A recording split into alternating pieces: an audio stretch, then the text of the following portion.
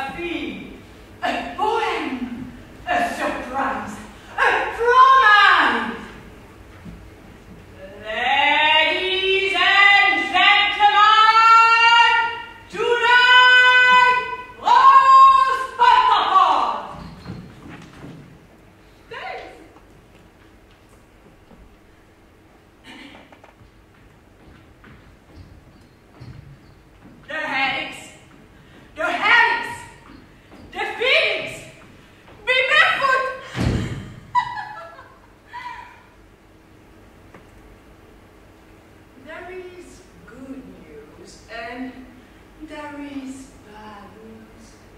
The good news is it's soon finished. The bad news is there is still one act. There is good news and there is bad news. The good news is in 3 chapters I will disappear. The bad news is there are still 3 chapters to go.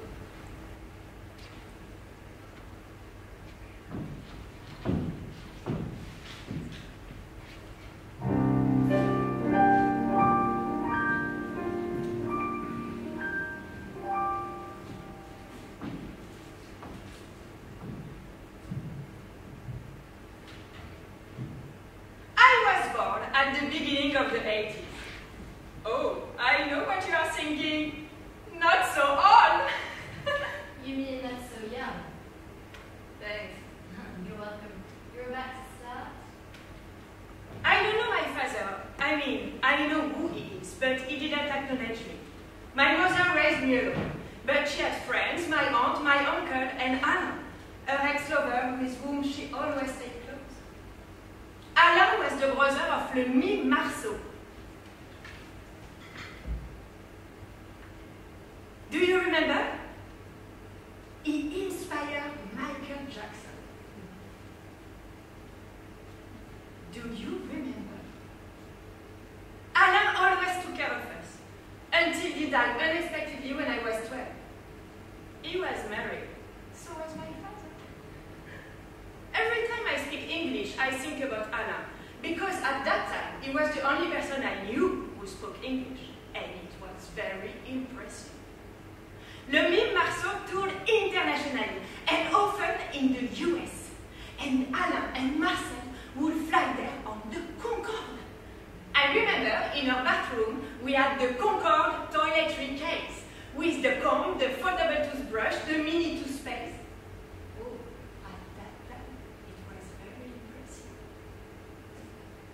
Up to this point, it's a true story. I promise. The first cassette tapes I asked my mother to buy me were Michael Jackson, Prince, Madonna, and Queen. I danced hours every day to them. I knew the All Dangerous album by heart, even though I didn't speak one word of English and didn't have the lyrics. At that time, it was not so easy to find them. There was no internet. So it was a bit like Strange can, tremble, get his chance.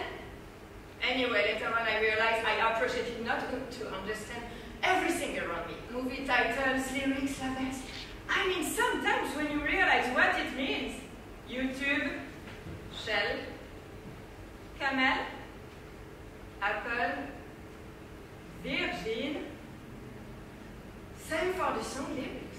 But sometimes you are pleasantly surprised. Is this the real life? Is this just fantasy? Caught in a landslide, no escape from reality. Up to this point, it's the truth. I promise. Our next door neighbors and my mother were very good friends. Yves and Gustave used to come over all the time, always with their 2 dogs. Gustave was from Great Britain and still had a super strong accent, despite 20 or so years in France. Something I quite understand now. Yves was always super chic, long, slim, with a fantastic voice. He was the only one to read my nonsense writing. He made me feel very proud. But one day, my mother told me Yves was very sick. He had AIDS. We were in 1987. From this point, all the neighbors stopped speaking to him, stopped touching him, or even touching the handle of the lift after he used it. They didn't even call him by his name anymore. He was known as le Cidéen, as he was from the country of Cedar. My mother was the only one who didn't care about that, and continued to kiss him hello, to invite them for dinner, as always. When he died a few months after, one of the dogs stayed waiting for him at the door of the building, crying for days, and let him say time. Up to this point,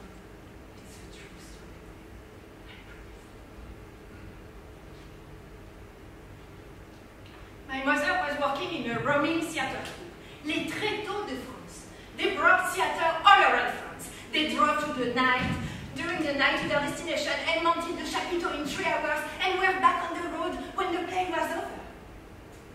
When the troupe needed a child for a role, boy or girl, it didn't matter. It was always me. Genders never mattered in theater. The first role I ever had was Guillaume le Conquérant, alias William the Conqueror. I was 4 years old, no text, but a quick change.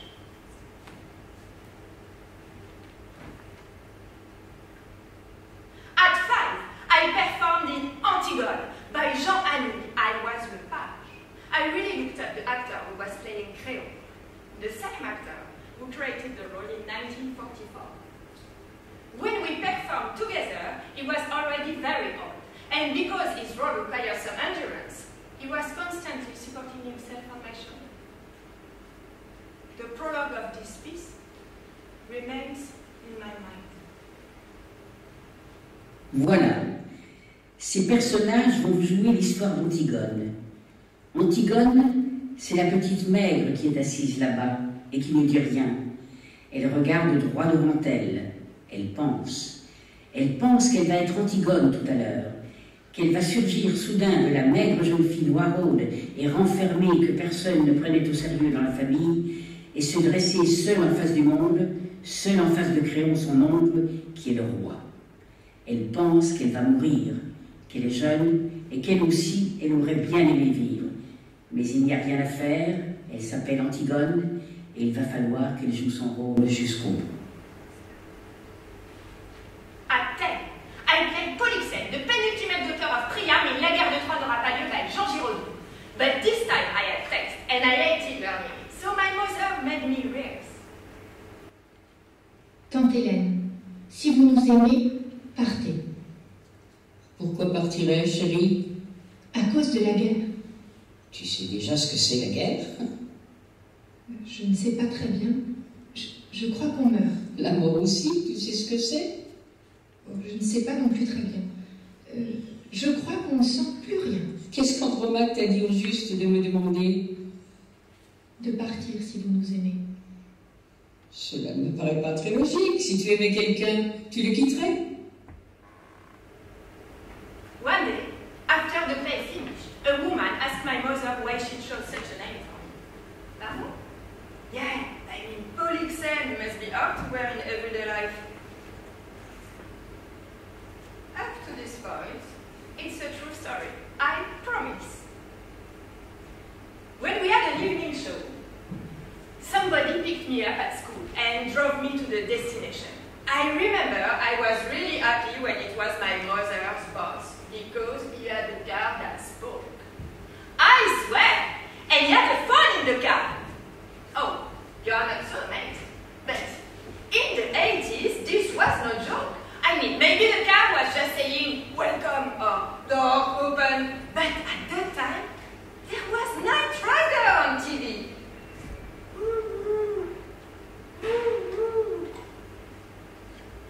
Up to this point, it's a true story.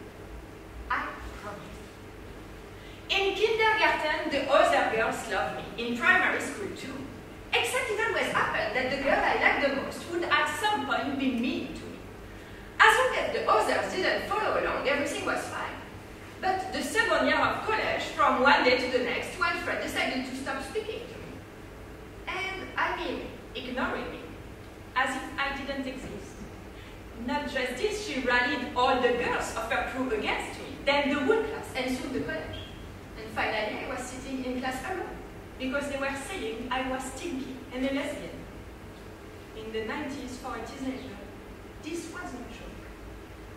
Though sometimes I still got invited to boom ACA parties, and one day the most popular guy asked me to slow dance. But he was dating the most popular girl. So the day after, she came up to me and yelled, "Take une pute!" That's bitch or slut, whichever you prefer. So the day after, I handed her an handwriting note with the definition in the dictionary. It didn't really work out.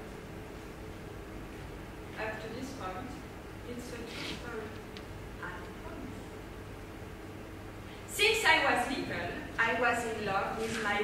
friend's brother. He always treated me like a sister. So beating me like his sister, but less long and less up. I went to their place every evening, and we spent all the holidays together. One night, it was the Christmas holidays, and we were 16.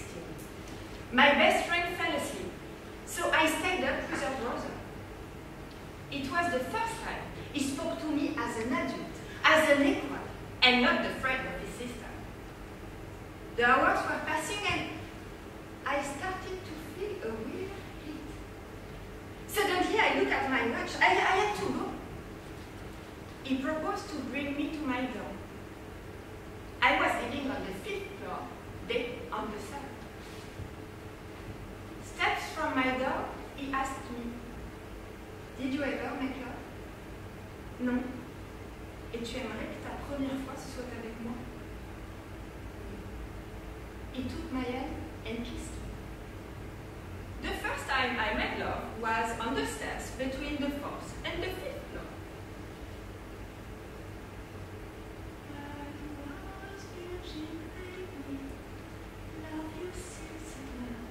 And this night you gave me everything.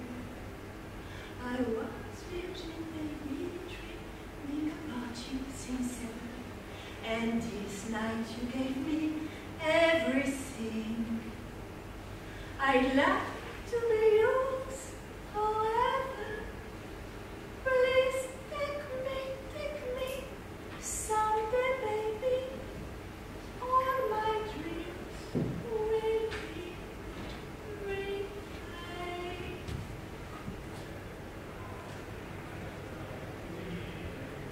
Up to this point, it's a true story. I promise. From 17 to 20, I never really had a boyfriend. Meanwhile, I had a lot of complexes. Too tall, boobs too small, lips too thin, feet too long, no hips, hair too thick, too much body hair, disproportionate legs, calves too tiny, and the beauty marks. But the biggest problem was the nose. So long.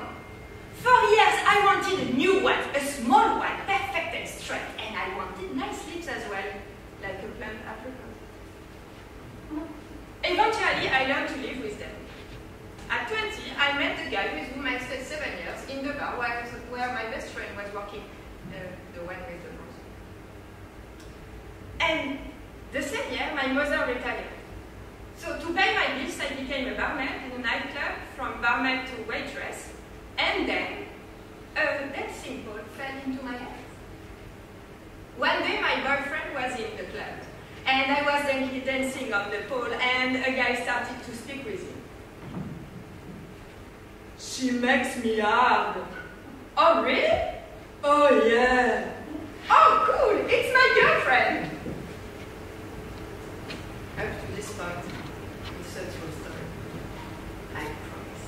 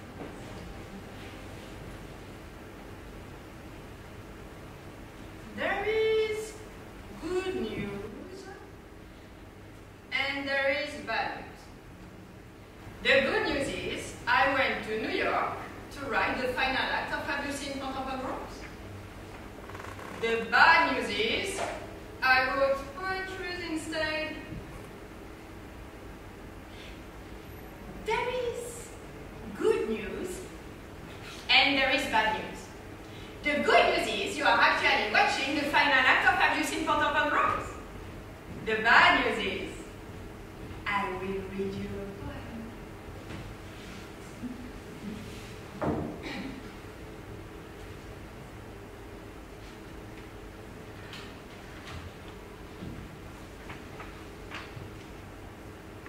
The Mermaid of Coney Island. I know a mermaid. The Mermaid of Coney Island? I know a mermaid. Water, water, cold water, water, cold water. How are you today? Oh, shining as usual, hot as always. My cellars are cellars of plastic bottles, cleaned by the sea, offered to the sun. Usable and reusable, cold and swift, hard and drift. Water, water, cold water, water, cold water. Who are you? I am the seller of Coney Island. Ice is cold, cock is fresh, Niagara Falls, mesmerized, like being alone. I am the seller of Coney Island. Water, water, cold water, water, cold water. Have you seen her today? Sometimes a rumor sneaks into my ears. Suddenly my bottle is bruising. My ice is wriggling. Quicker, shiver. I am the seller of Coney Island. Water, water, cold water, water, cold water. Who are you? While he is licking the asphalt, I am lit by the valley. Washed up, queen of the shore, peacock of the sea, marvelous and sinful, lascivious and bitter, I am the mermaid of Coney Island. Water, water, cold water, water, cold water. And what will happen? Like the sun and the moon, anything, everything.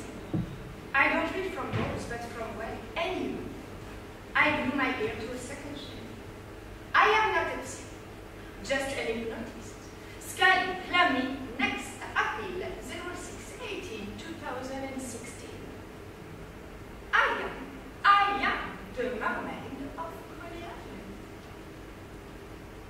Water, water, cold water, water, cold water.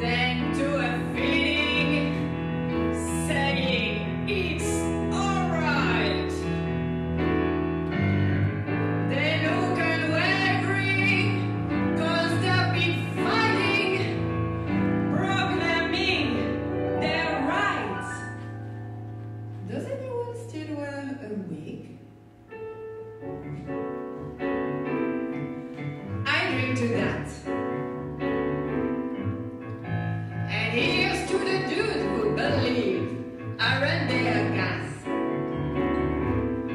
Trying out to get all the answers, always questioning the flow. Another long, exhausting day, another 1,000 lives. A matinee, a vacant play, perhaps a piece of the land. I drink to that. And one for heaven. Here's to the leaders who mock, aren't they too much? Keeping their shoes shine and their semblance of life, they're so out of touch. The ones who follow the rules and meet themselves at the schools, too busy to know that they're fools, aren't they a gem? I drink to them. Let's all drink to them.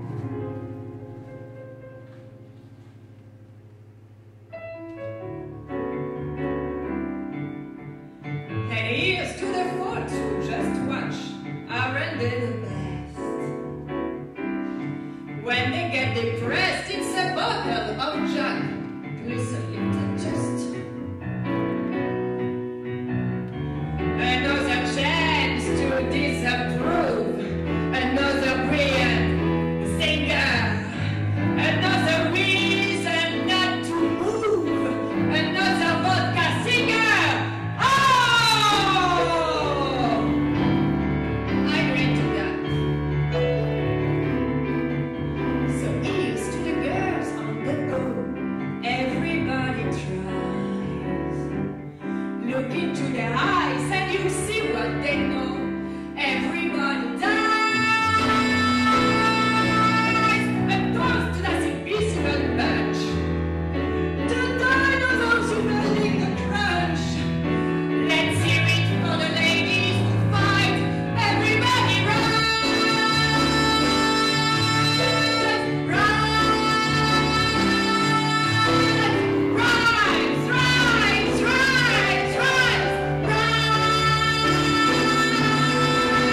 Rise!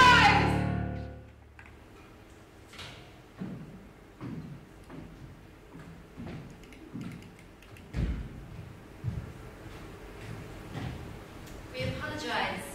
We apologize for the distraction, for the content. We apologize for not solving anything. We apologize because no matter, no shape, and no form. We apologize, but it needed to be tender and to be whipped.